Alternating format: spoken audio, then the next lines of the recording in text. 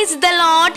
హెబ్రీలకు రాసిన పత్రిక 13వ అధ్యాయము 4వ వచనము, వివాహము అన్ని విషయములలో ఘనమైనది.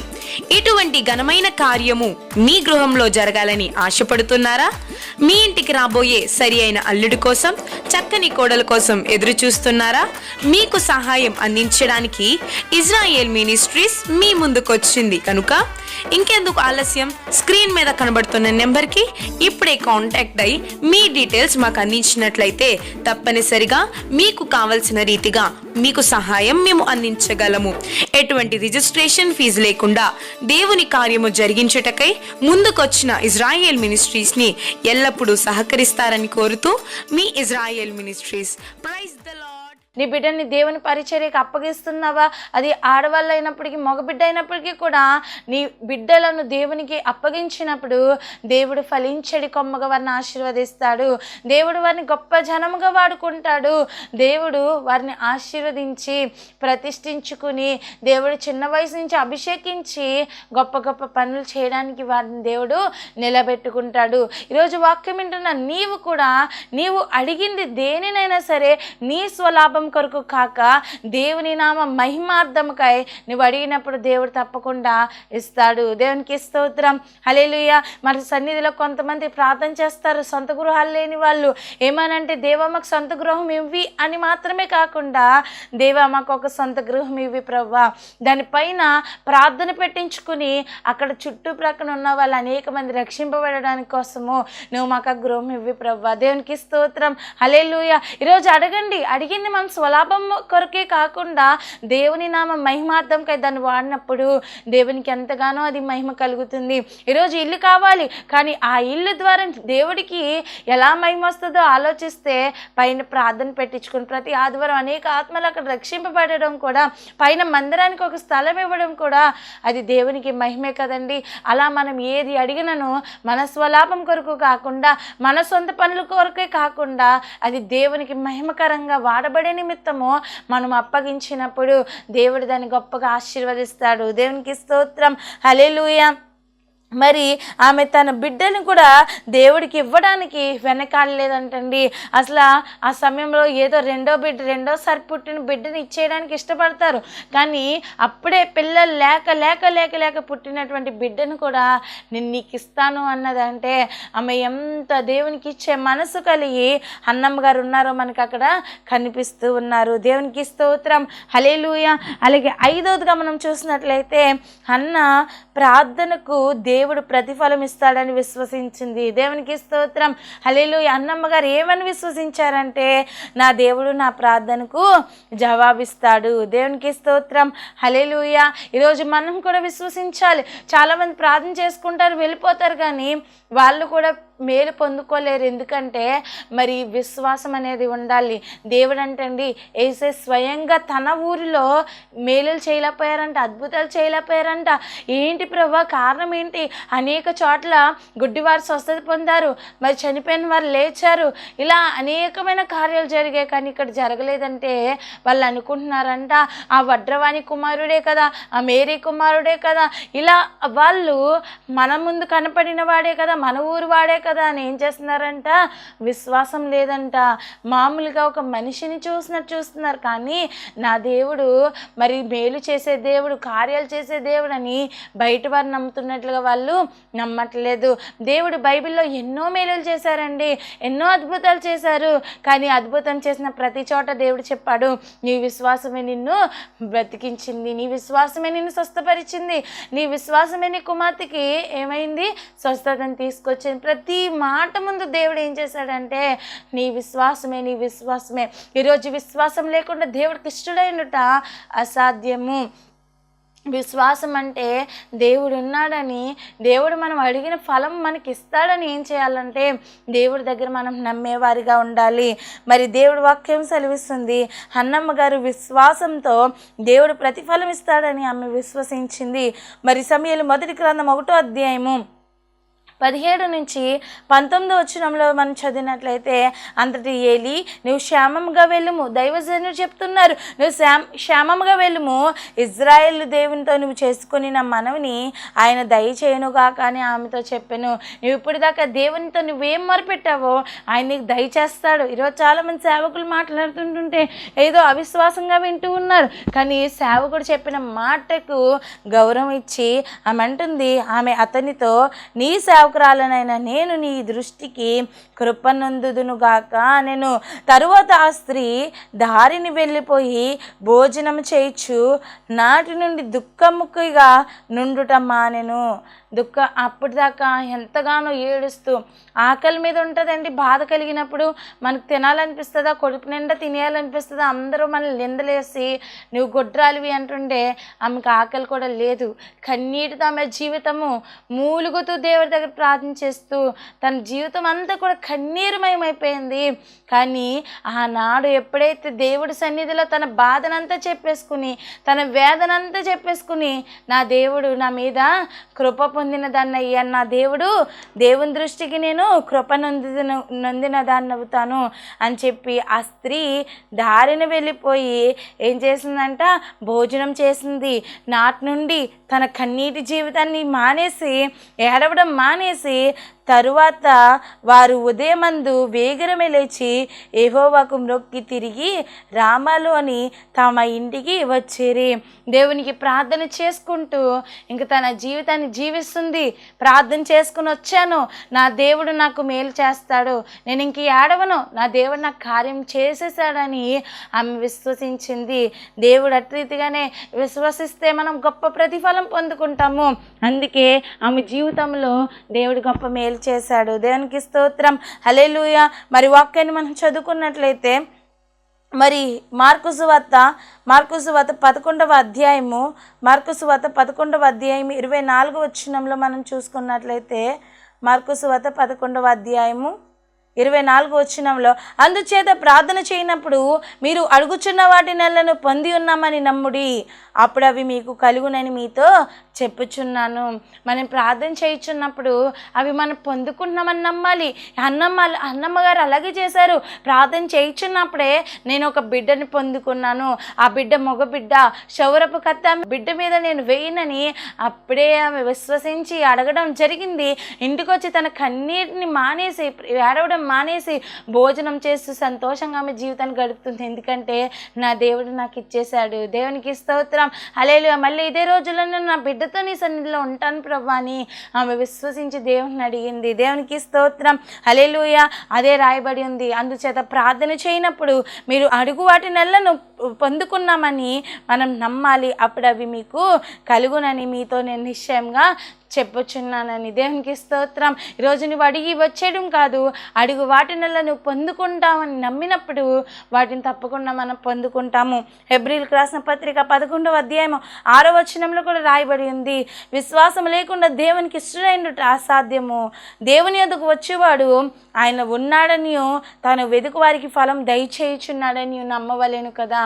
మనం దేవుని యొద్దకు వస్తున్న మనము ఏం చేయాలంట, మన దేవునికి అసాధ్యమైందంటే ఏదీ లేదు. ఆయన ఎద్దకు వచ్చేవాడు ఆయన ఉన్నాడని, తాను వెదుకు వారికి ఫలము దయచేయనని మనం ఏం చేయాలంట, నమ్మి దేవుని ఎద్దకు రావాలి. దేవుడి ఎద్దకు వచ్చాను, దేవుడు నాకు ఇస్తారు, తప్పకుండా ఇక్కడ ఉన్నారు దేవుడు, నాకు తప్పకుండా నా ఫలం నాకు ఇస్తారని మనం నమ్మి వచ్చినప్పుడు దేవుడు తప్పకుండా మనకి ఆ కార్యం జరిగిస్తారు. ఏదైనా సరే అండి, మనం ప్రభువులు తీసుకున్నప్పుడు కూడా దేవా స్వయంగా నాకు నువ్వు నీ శరీర రక్తాలు ఇవ్వంటే ఇస్తారండి. మనము తైలాభిషేకం చేయించుకున్నప్పుడైనా దేవా స్వయంగా నీవు నాకు దేవుడు ఉన్నాడని, దేవుడే నాకు చేస్తారని, దేవుడే నాకు ఫలం ఇస్తారని మనం ఏ విషయమందైనా నమ్మినప్పుడు ఆ విషయంలో మనం గొప్ప మేలును పొందుకోగలుగుతాము. దేవునికి స్తోత్రం, హల్లెలూయా. అన్నమ్మ గారు ఏం చేస్తుందంటే దేవుని యందు విశ్వాసం ఉంచింది. విశ్వాస సహితమైన ప్రార్థన రోగం స్వస్థపరుస్తుంది. విశ్వాసం లేకుండా దేవుడికి ఇష్టమైనట్టు అసాధ్యము. ఈరోజు వాక్యం విన్న ప్రియ దేవుని బిడ్డలారా, ఈరోజు వరకు విశ్వాసం మనలో ఉండట్లేదేమో.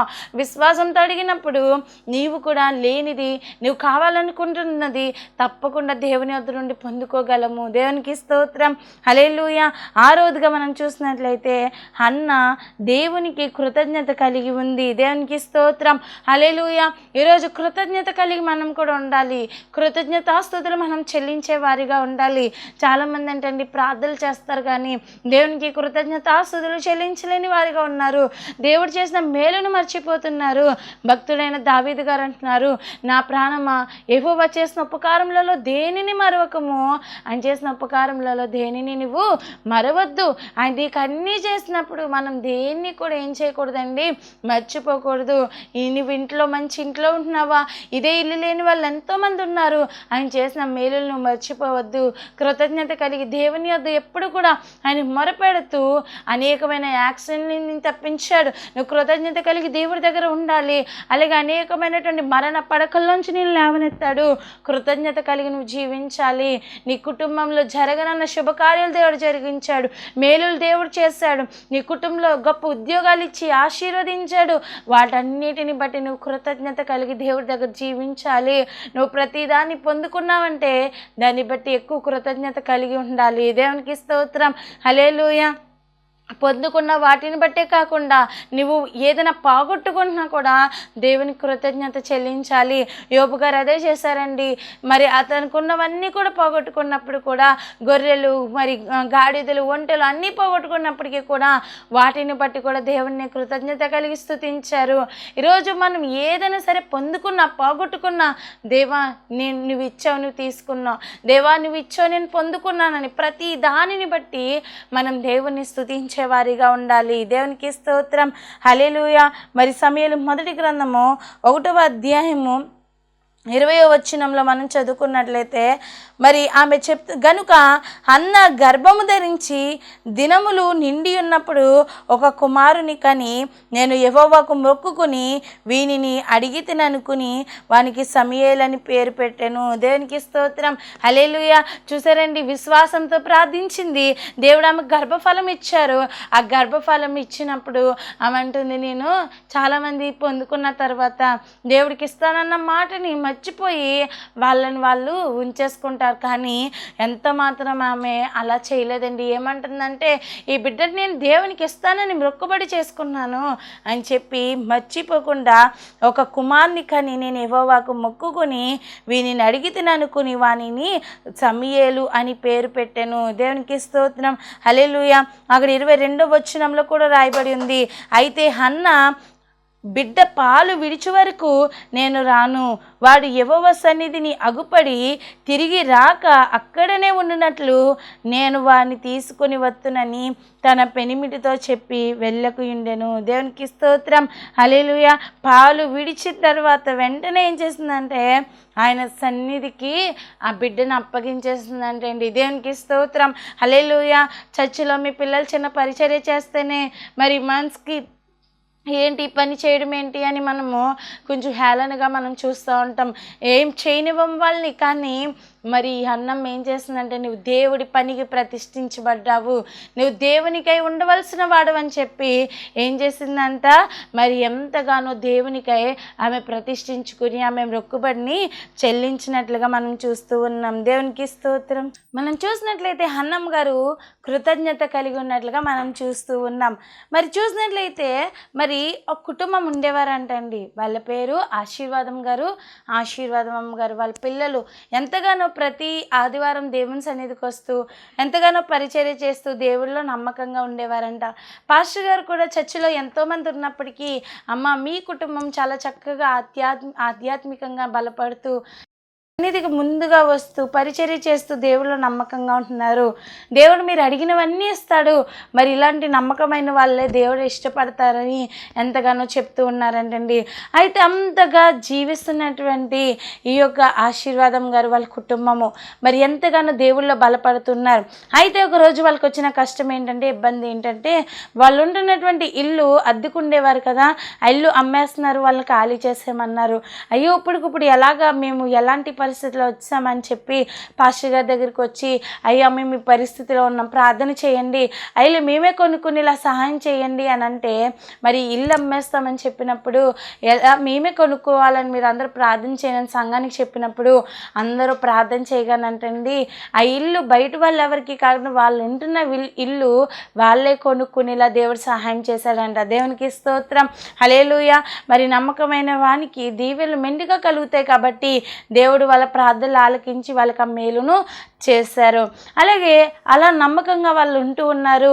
అయితే వాళ్ళ ఇంకో రోజు వచ్చి ఆశీర్వాదం గారు వాళ్ళ కుటుంబం చెప్తున్నారంట, అయ్యా మరి నేను ఏ పొలంలో అయితే పనిచేస్తున్నానో ఆ పొలం కూడా అమ్మేస్తున్నారు, అది కూడా మేము కొనుక్కునేలా సహాయం చేయండి అంటే ప్రార్థన చేయగా అది కూడా వాళ్ళు కొనుక్కునేలా దేవుడు సహాయం చేశారంట. అన్నీ బాగున్నాయి. అలా వాళ్ళు ఒకటి ఒకటి కొనుక్కుంటున్నారు, ఆశీర్వాదకరంగా ఉన్నారు. దేవుడు నమ్ముకున్న కుటుంబం కదా, చాలా దేవుడు ఆశీర్వదిస్తున్నాడని జనం అందరూ కూడా చెప్పుకునేలా దేవుడు చేశాడు. అయితే మరి కొన్ని దినంలో అయిపోయిన తర్వాత, అయ్యా మేము ఒక గేదెని కొనుక్కుని చిన్నగా వ్యాపారాలు చేసుకుందాం అనుకుంటున్నాం, కొన్ని గేదెలు కొనుక్కుని అని చెప్పి అన్నప్పుడు తప్పకుండా ప్రార్థన చేస్తామని ప్రార్థన చేయగా వాళ్ళు కొనుక్కుని అలా వ్యాపారం పెట్టుకుని చక్కగా వాళ్ళ జీవితం ముందుకు నడుస్తుంది, కొనసాగుతుంది. అలాగే ఇంకొన్ని రోజులైంది. కొన్ని రోజులైన తర్వాత మళ్ళీ ప్రార్థన చేయించుకోవడానికి వచ్చారు. ఏమనంటే మా పిల్లల్ని మంచి స్కూల్లో వేయాలని ప్రార్థన చేయండి అంటే ప్రార్థన చేయగా దేవుడు మంచి స్కూల్లో వేసి ఇలా దేవుడు సహాయం చేశారు. అలాగే అన్నీ కూడా అతను అనుకున్నవి కోరుకున్నవి, తన వ్యాపారం ఆశీర్వాదకరంగా ఉంది, మరి బోల్ డబ్బులు వస్తున్నాయి, అంతా దీవెనకరంగా ఉందంటండి. ఇలా కొనసాగుతున్నప్పటికీ మరి కొన్ని ఆదివారాలు ఏం చేస్తున్నారంటే, ఒక ఆదివారం వస్తే 2 ఆదివారాలు మానేయడం, 2 ఆదివారాలు వస్తే ఒక ఆదివారం మానేయడం, ఇలా చేస్తూ ఉన్నారంట. మధ్యలో వస్తున్నారంట. ఏంటమ్మా అంటే వాళ్ళు వస్తున్నాం కదా అయ్యగారు అని చెప్పి మళ్ళీ మామూలుగానే వాళ్ళ భక్తి జీవితాన్ని తగ్గించేసి మరి వస్తూ ఏదో నామకార్థంగా వస్తున్నారంట. ఇంకొన్ని రోజులైనాయి అంటే, కొన్ని దినాలు గడిచిన తర్వాత మొత్తం ఆదివారం కూడా చర్చికి రావడమే మానేశారంట. ఏ ప్రార్థనలకి కనబడట్లేదంట. అదేంటి, కుటుంబం చాలా నమ్మకంగా పరిచర్య చేస్తూ దేవుళ్ళో బహుబలంగా వాడబడి ఈ కుటుంబము రావట్లేదేంటని పాస్టర్ గారు అందరూ సంఘం ఆశ్చర్యపోయి, మరి ఏంటండి రావట్లేదని వాళ్ళని అడగగా వాళ్ళు చెప్తున్నారంట, మాకు ఆదివారాలు దేవుని సన్నిధిగా రావడానికి ఖాళీ ఉండట్లేదు, ఎందుకంటే ఈ వ్యాపారాలు ఎక్కువైపోయినాయి, ఈ యొక్క ఇల్లు ఈ పాడి పంటలు ఇవన్నీ చూసుకోవాలి, ఈ స్థలాలు ఇవన్నీ చూసుకోవాలి, దేవుడిచ్చిన ఈ ఆశీర్వాదము మరి ఎక్కువైపోయి ఏమవుతుందంట, ఈ గేదెలు వీటిని విడిచి మేము చర్చికి రావడానికి కూడా మాకు టైం సరిపోవట్లేదు అన్నారంట. దేవునికి స్తోత్రం, హల్లెలూయా. ఇప్పుడు పాస్టర్ గారు మరి ఇవన్నీ ఇమ్మని ప్రార్థించారు కదా, ఇప్పుడు ఏం చెప్తున్నారు, అయ్యగారు ఇవన్నీ ఇవ్వాలని ప్రార్థన చేసాం కానీ ఇవన్నీ ఇచ్చిన తర్వాత మేము దేవుడి దగ్గరికి రాలేకపోతున్నామండి, ఏమనుకోకండి అని చెప్పన్నారంట. పాస్టర్ గారు మోకరించి ప్రార్థన చేశారంట, ప్రభా ఆశీర్వాదం గారు వాళ్ళ కుటుంబం గారు ఎందుకు దేవుని సన్నిధికి రాలేకపోతున్నారని అడిగితే, నువ్వు ఇచ్చిన ఆశీర్వాదమే అడ్డంగా ఉంది వాళ్ళకి, కాబట్టి నేను ప్రార్థన చేస్తున్నానని పాస్టర్ గారు ప్రార్థన చేయగా ఒకటిగా అన్నీ పోగొట్టుకున్నారంటండి. ఇప్పుడు మనకు దేవుడిచ్చిన ఆశీర్వాదాన్ని బట్టి దేవునికి మరింత దగ్గరై కృతజ్ఞత కలిగి ఉండాలి కానీ దేవుడిచ్చిన ఆశీర్వాదాన్ని బట్టి నువ్వు దూరం అయిపోయి దేవునికి విరోధంగా నువ్వు జీవించకూడదు. యెహోవా ఇచ్చే ఆశీర్వాదాన్ని బట్టి నువ్వు ఇంకా దేవునికి దగ్గర అయ్యి ఆయన నామానికి మహిమకరంగా జీవించాలి. అయితే వీళ్ళు దేవుడిచ్చిన ఆశీర్వాదాన్ని ఏం చేశారంట, అడ్డం వచ్చిందన్నట్టుగా ఉంచి దేవుని సన్నిధికి ఇంకా దూరం అయిపోయారంట. అప్పుడు ప్రార్థన చేయగా గేదె పారిపోయింది. మరి ఇంట్లో ఆర్థికంగా వ్యాపారంలో నష్టపోయారు. మరి మళ్ళీ వాళ్ళ ఇల్లు వాళ్ళు పోగొట్టుకునే పరిస్థితికి వాళ్ళ బిజినెస్ అంతా నష్టమైపోయి దేవుడి సన్నిధికి వచ్చి మళ్ళీ అన్ని పరిచర్యలు చేసుకుంటూ దేవుడి దగ్గర మరి అది అణిగి వణిగి ఉన్నారంటండి. దేవునికి స్తోత్రం, హల్లెలూయా. ఈరోజు ఆశీర్వాదాన్ని కర్తలుగా దేవుడు నేను చేసినప్పుడు ఆ యొక్క గర్వంతో ఆ యొక్క వాటిని బట్టి నువ్వు లోకంలో కలిసిపోతావని కాదు, కానీ మరింతగా నువ్వు దేవుళ్ళో ఎదగాలని దేవుడు కోరుకుంటున్నాడు. అన్నమ్మ గారు బిడ్డ ఇచ్చిన తర్వాత మళ్ళీ ఆ బిడ్డను ఇవ్వనని అనలేదు, కానీ ఆశీర్వదింపబడిన ఆమె ఆ బిడ్డను తీసుకుని దేవుని సమర్పించుకుంది. ఈరోజు పొందుకున్న నీవు దానిని బట్టి మరింతగా నువ్వు సాక్షార్థంగా దేవుళ్ళో వాడబడాలే తప్ప, దేవునామాన్ని మహింపరచాలే తప్ప దేవుని మాత్రం నువ్వు విడిచిపెట్టకూడదు. దేవుని పనిని మనం వదిలేయకూడదు. దేవునికి నమ్మకంగా మహిమకరంగా మనం జీవించాలి. మరి 7వదిగా అన్న దేవునికి ఇచ్చిన మాటకు కట్టుబడింది. దేవునికి స్తోత్రం, హల్లెలూయా. దేవుని మాటకి ఏం చేస్తుందండి, ఆమె కట్టుబడింది, విలువనిచ్చింది. మరి ఆమె దేవునికి ఇస్తానన్న మాట ప్రకారము పాలు విడిచిన తన బిడ్డను తీసుకొని దేవునికి ఇచ్చింది. ఇందాక కృతజ్ఞత కలిగి ఉందని చెప్పుకున్నాం. ఎంత కృతజ్ఞత కలిగి ఉందో ఆమె, దేవుడు ఇచ్చింది మర్చిపోలేదంటండి. అలాగే ఆమె దేవుని మాట కట్టుబడి వెంటనే దేవునికి ఆ మాటను బట్టి దేవుని దగ్గర ఏం ప్రార్థన చేసుకుందో ఆమెకు తెలుసు. ఆ ప్రార్థన బట్టి దేవుని పట్టుకెళ్ళి ఆ బిడ్డని ఇచ్చేసింది. దేవా, నా బిడ్డని నీ పనికని వాడుకో ప్రభువా అని ప్రార్థించింది. ఈరోజు దేవుడు సమూయేలు గారిని ఎలా వాడుకున్నాడు తెలుసండి? దీర్ఘదర్శిగా వాడుకున్నాడు, రాజులను అభిషేకించేవానిగా, ఒక ప్రవక్తిగా దేవుడు వాడుకున్నాడు. మరి రాజులనే అభిషేకించేవానిగా, దీర్ఘదర్శిగా దేవుడు వాడుకున్నాడు, యాజకుడిగా దేవుడు వాడుకున్నాడు. అనేకమైనటువంటి మంచి పనులు సమూయేలు గారిలో దేవుడు జరిగించాడు. తన దైవజనుడు కుమారులు భ్రష్టులు అయిపోయారు, కానీ దేవుడు దైవజనుడు కుమారులతో మాట్లాడలేదు. కానీ మరి అన్నమ్మ గారు కుమారునితో దేవుడు చిన్న వయసు నుంచే మాట్లాడాడు. దేవుడు సమూయేలు గారి గురించి సాక్ష్యం చెప్తున్నాడు చిన్న వయసులోనే. మరి సమూయేలు దేవుడు అంటే ఎలా ఉన్నారంట, దేవుని ఎదుట, ఏలి ఎదుట యెహోవాకు పరిచర్య చేస్తున్నారంటే ఎవరికి చేస్తున్నారండి? దేవునికి పరిచర్య చేస్తున్నాడు. అంతగా భయభక్తులు కలిగి చక్కగా సేవకుడి మాట వింటూ దేవుని మాటకు విధేయత చూపుతూ మరి దేవుడు ప్రత్యక్షమై మాట్లాడే చిన్న వయసులో దేవుని ప్రత్యక్షతను పొందుకున్నటువంటి గొప్ప వ్యక్తిగా బాలుడైనటువంటి సమూయేలు మనకు కనిపిస్తున్నారు. ఏది ఎదుట యెహోవాకే పరిచర్య చేసేటువంటి గొప్ప భక్తుడిగా, దేవుని నామానికి మహిమకరంగా దేవుడు సమూయేలు గారిని ఎన్నో విధులుగా ఎన్నో మరి శక్తులు ఇచ్చి బహుబలంగా దేవుడు సమూయేలు గారిని వాడుకున్నాడండి. ఈరోజు వాక్యం విన్న ప్రియ దేవుని బిడ్డలారా, ఈరోజు నీ బిడ్డని వాడుకోవాలన్నా, నిన్ను దేవుడు ప్రతిష్ఠించుకోవాలన్నా, దేవుడు నిన్ను అభిషేకించాలన్నా, నిన్ను దేవుడు ప్రత్యేకింపరచబడాలన్నా నువ్వు కూడా అన్నమ్మ గారిలాగా దేవుని దగ్గర మొరపెట్టాలి, దేవుని దగ్గర స్పష్టంగా అడగాలి, దేవుని దగ్గర కృతజ్ఞత కలిగి నువ్వు జీవించాలి, దేవునికి దేవుని మాటకు నువ్వు లోబడాలి. మరి దేవుని మాట వినింది అన్నమ్మ గారు, దేవుడికి అంతగా చేసింది. ఈరోజు మనం కూడా ఆయన మనతో చెప్పింది చెయ్యాలి. కానా వివాహంలో ద్రాక్షరసం అయిపోయినప్పుడు శిష్యులను రాతి పానాలు తెమ్మన్నప్పుడు ఎందుకు తేవాలయ్యా అని అనలేదు. దేవుడు చెప్పిన మాటను వాళ్ళు చేశారు. ఆ రాతి పానలో నీళ్ళు పోయమన్నప్పుడు పోసారు. ఆ ద్రాక్షరసం తీసుకెళ్ళి పట్టుకెళ్ళమంటే అదేంటయ్యా మేము వేసింది నీళ్ళు కదా అని వాళ్ళు అనలేదు. దేవుడు చెప్పించేశారు.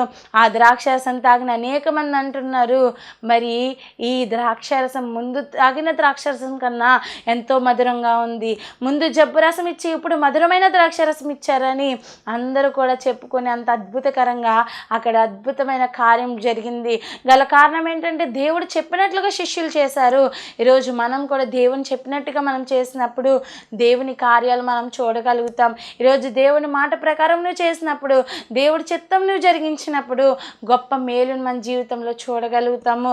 దేవుడు మనకి ఏది మాట్లాడుతున్నారో అది మాటకి మనం గౌరవించి విలువనిచ్చి ఆ మాట ప్రకారం మనం నడుచుకున్నప్పుడు గొప్ప ప్రతిఫలం మన జీవితంలో పొందుకోగలుగుతాము. వాక్యం విన్న ప్రియ దేవుని బిడ్డలారా, మరి దేవుడు చెప్పాడు వాళ్ళ శిష్యులకి, ఏది చెప్పమంటే వాళ్ళు చేశారు. అలాగే దేవుడు పేతురు గారికి, ఆంధ్రే గారికి వల వేయమన్నప్పుడు ఎటు పక్కన వల వేయమన్నారు అటు వేపు వేసినప్పుడు వాళ్ళు గొప్ప పట్టజాలంత ఆశీర్వాదాన్ని చూశారండి. మరి అదేంటి ప్రభువా, నీకు తెలుసా నాకు తెలుసా అని చెప్పి వాళ్ళు ఏమీ తిరగబడలేదండి. దేవుడు చెప్పిన మాట ప్రకారం వల వేయగా వాళ్ళ పిగులనన్ని చేపలు మరి అక్కడ పడినట్లుగా మనం చూస్తున్నాము. ఈరోజు వాక్యం విన్నప్పుడు దేవుని బిడ్డలారా, దేవుని మాట నువ్వు విన్నప్పుడు ఆయన నామాన్ని దేవుని మహిమకర్థంగా నువ్వు జీవించినప్పుడు గొప్ప దీవెన మనం చూస్తాము. అన్నమ్మ గారు చెప్పిన మాటను బట్టి కట్టుబడి నడుచుకున్నది. ఈరోజు నీవు కూడా దేవుని మాటను బట్టి నువ్వు నడుచుకున్నప్పుడు గొప్ప ఆశీర్వాదాన్ని, గొప్ప ఫలభరితమైన జీవితాన్ని మనం చూడగలుగుతాము. దేవునికి స్తోత్రం, హల్లెలూయా. అన్నమ్మ గారు మొట్టమొదటిగా గొప్ప సంబంధం కలిగి దేవునితో, మరి Hannah has the right relationship with God, దేవునితో చక్కని సంబంధం కలిగి ఉంది. ఆమె గొప్ప భారమును కలిగి ఉన్నట్లుగా చూస్తున్నాం. ఈరోజు సమాజం పట్ల నీకున్న భారం ఏంటంటే అందరి కొరకు ప్రార్థన చేయాలండి. వ్యసనాలతో ఎంతోమంది భయంకరమైన జీవితాలు జీవిస్తున్నారు. చీకటి బ్రతుకులు జీవిస్తున్న వారి కొరకు మనం ఏం చేయాలంటే నశించుచున్న వారి కొరకు భారం కలిగి ప్రార్థన చేయాలి. అలాగే అన్నమ్మ గారి ప్రార్థనలో స్పష్టత ఉంది. ఈరోజు నీ ప్రార్థనలో కూడా స్పష్టత ఉండాలి. ఏం అడగాలనుకున్నావు క్లియర్గా నువ్వు దేవుణ్ణి అడిగినప్పుడు నీ మనసులో వేదన, ఆవేదన, బాధ అంతా కూడా ఆయన తీసివేయగలడు. అలాగే 4వదిగా ఆమె దేవుడిచ్చిన దానిని తన స్వలాభం కొరకు కాకుండా దేవునికి మహిమార్థంగా ఆమె వాడింది. తన బిడ్డని తన కోసం కాదు, తనకి ఆనందింపచేస్తాడని కాదు, తనకేదో పెట్టి తననేదో చూస్తాడని కాదు, కానీ ఆ తల్లి కోరిక ఏంటంటే నా బిడ్డ దేవుని సేవ చేయాలి. ఈరోజు నీవు కూడా నీకున్న దాన్ని దేవునికి సమర్పించుకున్నప్పుడు అది గొప్పగా ఆశీర్వాదకరంగా ఉంటుంది. ఈరోజు చిన్నప్పుడే మా డాడీ వాళ్ళ మమ్మల్ని దేవుని సేవకు అప్పగించారు కాబట్టి ఈరోజు దేవుడి సేవలో మమ్మల్ని దేవుడు బహుబలంగా వాడుకుంటున్నాడు. ఈరోజు మీరు కూడా మీకున్న బిడ్డలను అవ్వచ్చు, నీ కుటుంబాన్ని అవ్వచ్చు, అలాగే నీకున్న ప్రతి దాన్ని కూడా దేవునికి సమర్పించుకున్నప్పుడు దేవుడు దాన్ని బట్టి దేవుని పని జరిగించి ఇంకా గొప్పగా ఆశీర్వాదకరంగా ఉంచడానికి ఇష్టపడుతూ ఉన్నారు. అలాగే 5వదిగా అన్న ప్రార్థనకు దేవుడు ప్రతిఫలం ఇస్తాడని ఆమె విశ్వసించింది. ఈరోజు విశ్వాసంతో మనం అడగాలి. దేవుడు ఇస్తాడని మనం ఫలం దయచేస్తాడని మనం నమ్మి దేవుణ్ణి అడిగేవారిగా ఉండాలి. అలాగే అన్నమ్మ దేవునికి కృతజ్ఞత కలిగి ఉంది. ఈరోజు మనం కూడా మన ప్రార్థనలో కృతజ్ఞత కలిగి దేవుడి దగ్గర జీవించాలి. అలాగే అన్నమ్మ గారు దేవుడిచ్చిన మాటకు ఆమె కట్టుబడింది. ఈరోజు మనం కూడా చక్కగా దేవుని మాట వింటూ అలాగే దేవుడికి మనం ఇచ్చిన మాటను నిలబెట్టుకునే వారిగా మనం అందరూ ఉండాలి. అప్పుడు గొప్ప దీవెన, గొప్ప ఆశీర్వాదం మన జీవితాల్లో మనం తప్పకుండా పొందుకోగలుగుతాము. ఈ కొద్ది మాటలు దేవుడు మన అందరి వినుకుల్లో దీవించి ఆశీర్వదించునుగాక. ఆమేన్. ఈ సమయంలో కళ్ళు మూసుకుందామండి, చిన్న ప్రార్థన చేసుకుందాం. శరణతుడా, మహోన్నతుడా, సకలాశీర్వాదమునకు కారణభూతుడమైన మా ప్రియ పరలోక తండ్రి, నీ నామానికి వేలాది స్తుతులు, స్తోత్రాలు, వందనాలు ప్రభా. ఈరోజు చక్కని మాటల ద్వారా నీ బిడ్డలతో నువ్వు మాట్లాడిన మాటలు బట్టి నీకు వందనాలు ప్రభా. అవును ప్రభా, యేసయ్య తండ్రి, ఎటు రీతిగా మేము ప్రార్థన చేయాలో, ఎటు రీతిగా మేము నీ సన్నిధిలో అడగాలో తండ్రి కొద్ది సమయం మాతో మాట్లాడేవనైనా అటు అనుభవం కలిగి అటు జీవితం జీవించే భాగ్యం నాకు మాకు అందరికీ దయచేయండి. ఏకీపిస్తున్న ప్రతి బిడ్డని పేరు పేరున ఆశీర్వదించండి అయినా ప్రభా. యేసయ్య ప్రభా, నీ రెక్కల చోటన కాచి కాపాడండి అయ్యా. అన్ని విధాలా మీరే సహాయం చేయండి. ఎగ్గిపిస్తున్న ప్రతి బిడ్డని పేరు పేరున ఆశీర్వదించి వారికి ఉన్న ప్రతి అవసరాలు మీరు తీర్చండి, కష్టాలు తీర్చండి ప్రభా. వారికి ఉన్న శోధలు దీవెనకరంగా మార్చండి, వాళ్ళకి అన్నింటినీ నాట్యముగా మార్చండి అయినా. ప్రతి బంధకాల నుంచి విడిపించి మీరే మహిమగల కార్యములు ప్రతి ఒక్కరి జీవితంలో జరిగించి తండ్రి ప్రభా. నూరందలుగా ప్రతి బిడ్డని ఫలింపజేయమని ప్రభా. ఆశీర్వాదానికి వారసులుగా మీరు చేయమని ప్రభా తండ్రి. ప్రతి మార బ్రతుకును మధురంగా మీరు మార్చమని ప్రభా. చీకటి బ్రతుకులు వెలుగుగా మార్చమని ప్రభా. నీకు ఇష్టమైన బిడ్డలుగా సాక్షిగా మహిమార్థంగా అనేక మందికి దీవెనకరంగా ప్రయోజనకరంగా నీ బిడ్డల నుంచి మహిమ పొందుకోమని. ఏకీపిస్తున్న ప్రతి బిడ్డని, చూస్తున్న ప్రతి బిడ్డని, వింటున్న నీ మాటలు వింటున్న ప్రతి బిడ్డని మీరు ఆశీర్వదించండి అయ్యా. ప్రతి ఒక్కరికి రావాల్సిన దీవెళ్ళు నిండుగా మెండుగా మీరు దయచేసిన ఆయన. క్రీస్తు యేసు మహిమ ఐశ్వర్యంలో ప్రతి అవసరమును తీర్చిన ఆయన మీరే అభివృద్ధిలోకి నడిపించి ఆశీర్వదించమని యేసు నామములో అడిగి వేడుకొంచున్నాము పరమ తండ్రి. ఆమేన్, ఆమేన్. అందరికీ మరణ తండ్రి, ఈ యొక్క వాక్యాన్ని విని బలపడుతున్న మీ అందరికీ ప్రత్యేకమైన వందనాలు. మీకేమైనా ప్రార్థన అవసరతలు ఉంటే మాకు ఫోన్ చేసి ప్రార్థన చేయించుకోండి. దేవుడు మిమ్మల్ని మీ కుటుంబాన్ని సదాకాలం తోడే నడిపించి ఆశీర్వదించునుగాక. Amen, amen. Praise the lord. Israel ministries అనే ఈ కార్యక్రమాన్ని వీక్షిస్తున్న మీ అందరికీ మా హృదయపూర్వకమైన వందన మరణాతలండి. ఈ యొక్క కార్యక్రమాలు, ఈ యొక్క వర్తమానాలు మీ అందరికీ ఆశీర్వాదకరంగా ఉన్నట్లయితే మా కొరకు ప్రార్థన చేయండి. అలాగే దేవుడు మీకు ప్రేరేపిస్తే కింద కనిపిస్తున్నటువంటి నెంబర్కి ఫోన్పే ఆర్ గూగుల్ పే చేసి మీ సహకారాన్ని అందించండి. అలాగే మీలో ఎవరికైనా ఎటువంటి అనారోగ్య సమస్యలైనా, ఎటువంటి ప్రార్థన అవసరమైతే కనుక మరి నెంబర్కి ఫోన్ చేసి ప్రార్థన చేయించుకోండి. దేవుడు మిమ్మల్ని మీ కుటుంబాలను ఆశీర్వదించి ఫలభరితంగా దీవించునుగాక. Amen, amen. Praise the lord.